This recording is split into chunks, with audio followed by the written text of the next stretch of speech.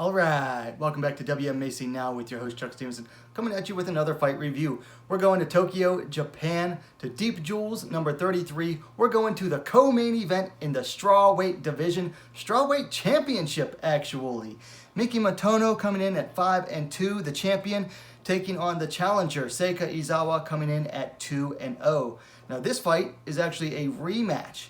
They fought back at Deep Jewels 31 last December in a non-title bout, with Izawa coming out with a unanimous decision victory.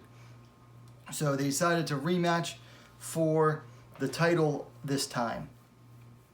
Now one thing I know you noticed that as she entered the cage, that the champion Motono entered with her right knee very heavily taped. So you have to wonder, was her knee injury that postponed this rematch originally still playing a factor?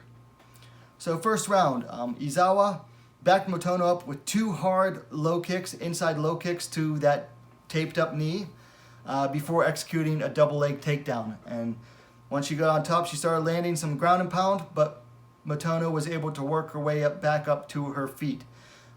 From there, Motono worked some knees in the clinch before Izawa reversed and started doing the same. Then Izawa dragged Motono to the mat, achieving side control. And Motono, she got her legs up against the fence, and she tried to, walk her legs over in order to roll the two fighters. But the positioning allowed Izawa to trap her arm. And Izawa fought it off for a little bit, but eventually Izawa was able to roll Motono over, extending the arm all the way and forcing the tap. So your result was Seika Izawa by submission due to armbar, 3 minutes, 32 seconds of the very first round. A really nice performance there by Seika Izawa, who said she wanted to make sure that she got a finish this fight. Some people said that they didn't think she didn't deserve the decision in the first fight, so she wanted to put an emphasis on it and show that, yeah, I'm the champion here. The one thing about this fight, though, and this is the big question, is what's next for these two? It's a very big question, and I'll get to that in a second. But first, for things to work on, for Miki Motono, she needs to work on her positional control. She was smart in trying to use the cage to roll her and Izawa over, but she left her arm open, and that's what allowed Izawa to latch on for that arm. So when you're trying to go for one position, you still gotta make sure that you're not giving anything up in the process. For Izawa, she fought basically a flawless fight, so nothing really to work on. Now for fights to make, and here we come back to what is next for each of these. For Motono, that's a big question mark, because Deep Jewels really has, let's just say that their strawweight division right now is the equivalent of women's featherweight in the UFC. They've got a few fighters, and that's it. And Motono's already faced, most of them. So where does she go from here? I mean, they're not going to give her an instant rematch for this one. She's already 0-2 to Izawa, so she's got to really work her way back to get that shot. So it'll be a lot of work for the Deep Jewels matchmakers to find someone for her. Hopefully, the travel restrictions ease up soon, and they'll have to, look for a foreign fighter.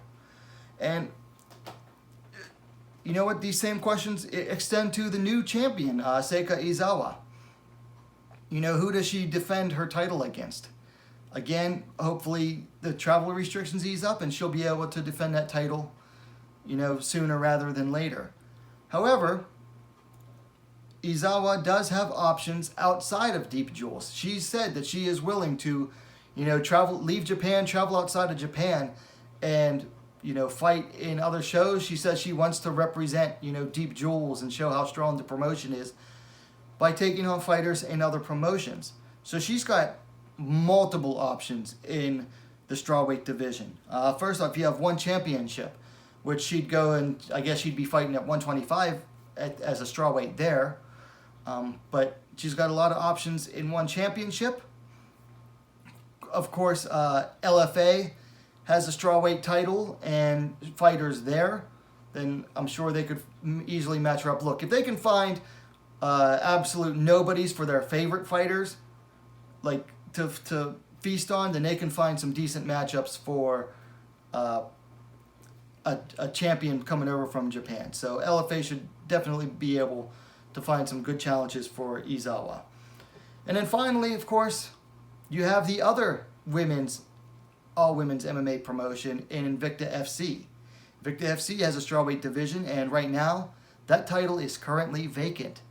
And Emily Ducote will likely be challenging for that vacant title.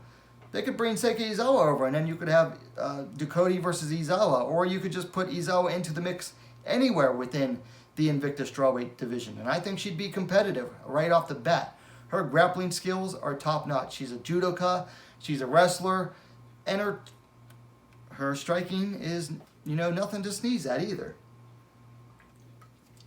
So Izawa has plenty of options. Or one further option, the Dana White Contender Series Asia is slated for sometime later this year. Supposedly it's mostly going to be Chinese fighters, but I'm sure they could find a strawweight slot for a champion in Seika Izawa. So she has no dearth of options outside of Deep Jewels. The big question would be, if she stayed in Deep Jewels, who would she fight? Okay, so those are my thoughts on this strawweight championship match. Like I said, Deep Jewels 33, Miki Motono versus Seika Izawa. Your new champion, Seika Izawa. And I like Izawa. She's a good fighter. So definitely keep an eye on her. The fight is now available on YouTube, so check the description or the pinned comment down below for a link to the fight. Go ahead and watch it. Come back and let me know your thoughts on the fight. In the meantime, if you like the video, please give it a thumbs up and go ahead and subscribe to WMMA Scene Now, the most complete women's mixed martial arts dedicated platform on YouTube. Thanks for watching. We'll see you next time.